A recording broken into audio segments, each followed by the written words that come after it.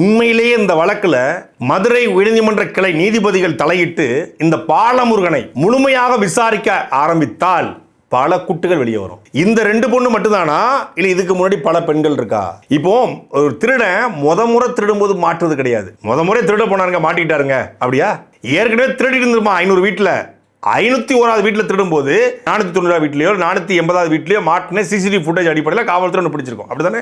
அப்போ இந்த பாலமுருகனும் இந்த ஜெயக்குமாரும் இதையே கூல்ட்ரிங்க்ஸில் மயக்க மருந்தை போட்டு ஒரு பெண்ணிட்ட கொடுக்குறான், அது 2 குழந்தைக்கு தாய்கிட்ட ஒருத்தன் கொடுக்குறான் அப்படின்னா ஏற்கனவே இதை வேலையாக பண்ணியிருக்கணும். இல்லை தனக்கு உடந்தையாக போகிற இல்லை ஒத்து போகிற பெண்களை ஈஸியாக இவங்க சாதாரணமாக சொல்லுவீங்களா, மண்ணு திங்கிற உடம்பு தானே. இந்த பாலமுருகன் எப்போதும் சொல்கிற டைலாக், மண்ணு திங்கிற உடம்பு தானே அக்கா, மண்ணு திங்கிற உடம்பு தானே தங்கச்சி, மண்ணு திங்கிற உடம்பு தானே நண்பீஸ், மண்ணு திங்கிற உடம்பு தானே தோழிஸ். என்னடா இதாடா வேலை?